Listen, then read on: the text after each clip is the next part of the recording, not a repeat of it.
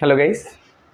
तो इस वीडियो में हम जानेंगे कि आपको एक डाटा एनालिस्ट अगर बनना है तो किस तरह से आप खुद को प्रिपेयर कर सकते हैं। ओके, तो पहली बात तो ये मेरा पहला वीडियो है।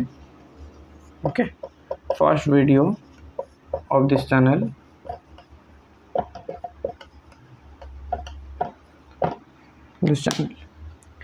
इस चैनल पे आपको हर रिलेटेड वीडियो मिलेगी जो कि टीचिंग के रिलेटेड होगा और हर टॉपिक में मैं कवर करने की कोशिश करूँगा जो कि मेरे से पॉसिबल हो सकता है। ठीक है, अभी हम बात करेंगे कि डाटा एनालिटिस्ट। आपको तो पता होगा कि अभी जो मार्केट सिनेरियो चल रहा है उसमें डाटा एनालिटिस्ट जो करते हैं, जो डाटा को एनालिस्ट करते हैं, एनालिसिस करते हैं, तो उनका कितना ज़्यादा बूम है, कितना ज़्यादा। तो उसके बारे में हम पता चले कि what is a data analyst do. Okay, तो अभी हम लिख देते हैं।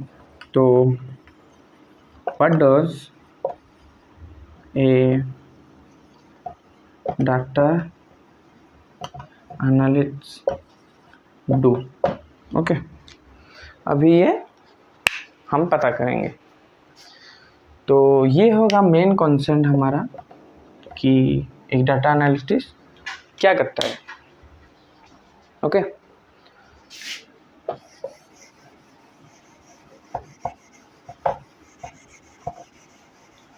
अगर कोई बैकग्राउंड नॉइज आ रही है तो उसके लिए मैं माफ़ी चाहूँगा क्योंकि पहला वाला वीडियो है।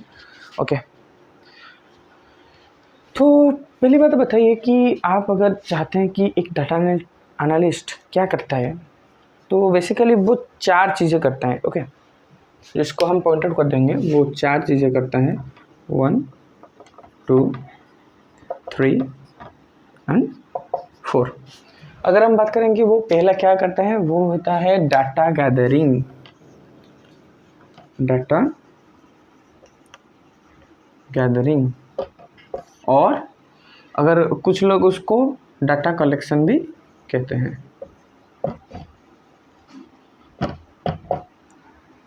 ये फर्स्ट काम है जो एक डाटा एनालिटिक्स करता है। तो उसमें वो क्या ही करता है, तो आपको तो पता होगा कि लेट सपोज आपके पास बहुत सारे रॉ डाटा हैं जो कि एक सेकेंड, अब लेट्स अज्यूम कि आपके पास एक डेस्क है, उसमें बहुत सारे किताबें हैं, फ़ोन है, आपका पेन है, पेंसिल है और नोटबुक्स हैं और बहुत कुछ चीज़ें हैं। अगर कोई स्टिकी नोट है वो है, तो उसको आपको क्या सब कुछ और कुछ कुछ पैकेट्स हैं, चिप्स के पैकेट हो गए, कोई रिफ़िल हो गया जो ख़त्म हो गया है, पेन हो गया जो काम नहीं कर रहा है, वगैरह वगैरह। उसको आप क्या करेंगे, डाटा गैदरिंग मतलब हमारे पास जो लेट्स सपोज ये सारे रॉ डाटा हैं। ओके, उन रॉ डाटाओं में से आपको जो काम का चीज़ होगा उसको कलेक्ट कर देना है, उसको गैदर कर देना है। तो इसका मतलब क्या है, अभी मैं आपको दिखा देता हूँ। हमारे पास लेट्स सपोज 10 आइटम्स हैं। ओके, 10 आइटम्स, बट हमारे काम के लायक सिर्फ 4 आइटम या 5 आइटम, लेट्स सपोज 5 आइटम हमारे काम के लायक है। ओके, तो उन 10 आइटम में से हमको 5 आइटम हमारे काम के लायक उसको चुनना पड़ेगा हमको कि भाई ये हमारे 10 आइटम हमारे पड़े हुए हैं सामने, बट मुझे लेट्स सपोज कोई ख़राब हुआ पेन मुझे नहीं चाहिए, ख़त्म हो गया रिफ़िल मुझे नहीं चाहिए, उसको गैदर करके उसको कलेक्ट करके मैं क्या करूँगा, हमको नहीं चाहिए।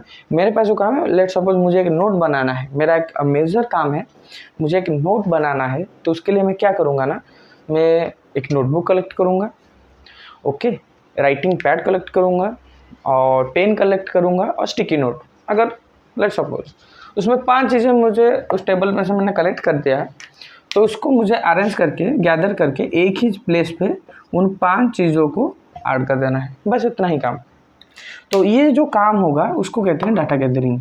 और डाटा गैदरिंग बहुत अलग अलग वेस में हो सकता है। ओके, उसके हम वीडियो में बाद में बात करेंगे। तो पहला क्या करता है, डाटा गैदरिंग और डाटा कलेक्शन। दूसरा पॉइंट, अगर कोई भी आप अगर डाटा एनालिटिक्स पढ़ना चाहते हैं, डाटा एनालिसिस बनना चाहते हैं, तो आपको क्या करना है, डाटा जो दूसरा काम आप करेंगे वो होगा data cleaning. Okay, let's suppose जो दूसरा पॉइंट है वो है डाटा क्लीनिंग। ओके, इसमें क्या करेंगे, ओके आप बोलोगे कि मेरे पास बहुत सारे रॉ डाटा थे, लेट्स सपोज 10 रॉ डाटा था, जो मैंने आपको एग्जांपल में बताया था, 10 रॉ डाटा आपके पास हैं, उसमें से 10 रॉ डाटा में से आपका 5 रॉ डाटा जो कि आपके काम के लायक था उसने आपने गैदर कर दिया। अगर आपने काम के लायक वो 5 गैदर कर ही दिए, कलेक्ट कर ही दिए, तो डाटा क्लीनिंग की क्या ज़रूरत है। आपका सवाल आया होगा डाटा क्लीनिंग क्या होता है। भाई साहब मेरे पास 10 पेन थे, ओके, तो मुझे किताबें, पेन और स्टिकी नोट चाहिए थे, मैंने वो कलेक्ट कर दिया। मेरे पास जो बचा हुआ जो सामान था मुझे वो नहीं चाहिए था, इसलिए मैंने कलेक्ट नहीं किया। तो अगर आप बोलेंगे तो ये पहले से तो क्लीन हो गया ना, मेरे पास जो काम था 10 काम थे, अभी 5 काम करने के लिए है, क्लीन तो हो गया। बट नहीं, अभी मैं आपको बताता हूँ। लेट्स सपोज आपने कलेक्ट किए हैं पेन, ओके, और स्टिकी नोट और क्या, नोटबुक एक्सेट्रा, बहुत कुछ आपने कलेक्ट कर दिया। बट डाटा क्लीनिंग का क्या काम होगा कि मेरे पास जो भी पेन होंगे, मैंने बोला था कि पेन से बहुत सारे पेन पड़े हुए हैं, कुछ काम करते हैं और कुछ काम नहीं करते हैं। तो आपने पेन को कलेक्ट कर दिया है, तो पेन में से कुछ काम के लायक भी होंगे, कुछ काम के नहीं लायक, जो काम नहीं करते होंगे वो भी होंगे। तो पहले आप जो क्लासिफिकेशन जो होगा, working, working, not working, okay. तो जो काम करते हैं, लेट्स सपोज 3 पेन काम करते हैं और 4 पेन काम नहीं करते हैं, ओके, एक सेकंड। 3 पेन काम करते हैं, 4 पेन नहीं काम करते, तो एक डाटा क्लीनिंग में से ये चला गया। और क्या होगा कि 3 में से एक है रेड इंक, ओके, और एक है ब्लू इंक और एक है ब्लैक इंक।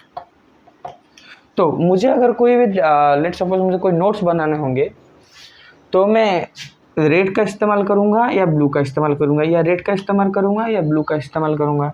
हो सकता है आपके रिक्वायरमेंट, कुछ कुछ चीज़ों में ये भी हो सकता है कि भाई रेड, ब्लू, ब्लैक सब कुछ इस्तेमाल मैं कर सकता हूँ, ये भी हो सकता है, कोई गलत बात उसमें नहीं है।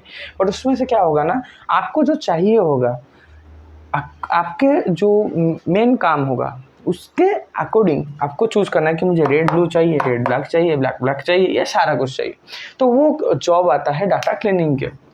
आपके पास बहुत सारे नोट्स होंगे, स्टिकी नोट्स होंगे, डिफरेंट कलर्स के होंगे। मुझे भाई सिर्फ रेड कलर के स्टिकी नोट चाहिए, तो मैं रेड कलर का स्टिकी नोट यूज़ करूँगा। तो ये है डाटा क्लीनिंग।